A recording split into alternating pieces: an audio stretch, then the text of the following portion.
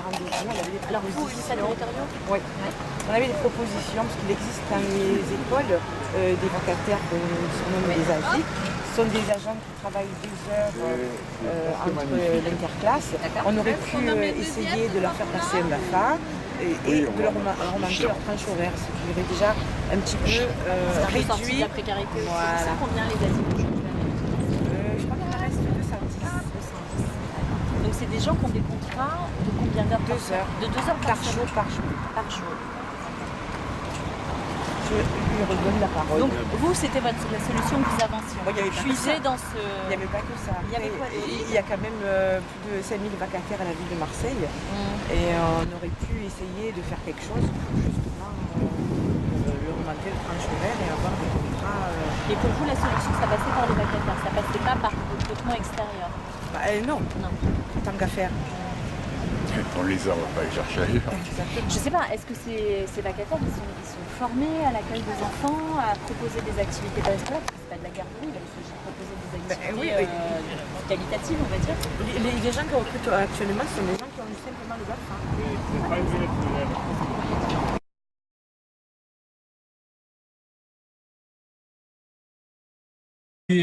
Qui est géré par de Marseille. Donc est-ce que vous pouvez nous expliquer un petit peu la situation vous concernant? Bonjour, oui nous avons 2 petits-enfants, moyenne section et CE1 et leurs parents travaillent et ils ont quelqu'un pour garder le matin et le soir, ce qui est déjà lourd. Et là, le papa va être obligé de prendre une journée, de travailler plus qu'à 80% pour pallier à l'irresponsabilité de la municipalité marseillaise. Si c'est revanchard, parce que le gouvernement est soi-disant de gauche et que la Marseille ne veut pas, c'est crétin et c'est irresponsable. Donc du coup, concrètement, il va avoir une perte de salaire et pour le coup, on ne sait pas encore combien de temps ça va être. Oui, alors, le salaire, évidemment des soucis dans son travail, parce que quand on prend un 80%, des femmes, on sait ce que c'est, on n'avance pas non plus dans la carrière comme on le devrait, donc c'est extrêmement pénalisant, même s'ils ont de la chance, ils pourraient prendre à 80%.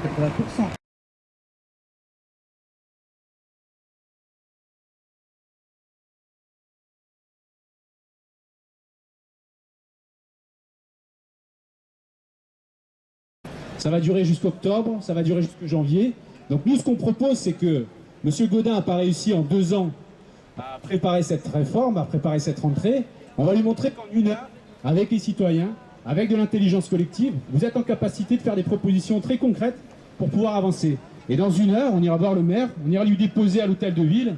Donc toutes les propositions faites par les citoyens et ce que nous, syndicalement, nous avons travaillé, mais qui n'a jamais pu entendre. Donc, je ne sais pas, monsieur. Comment vous appelez? Ismaïl. Alors, enchanté, Ismaïl. Vous avez des enfants à Marseille? Vous n'avez pas d'enfants. Vous n'avez pas d'enfants?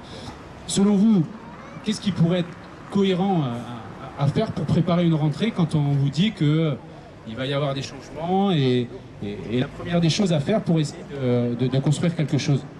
Pour le changement.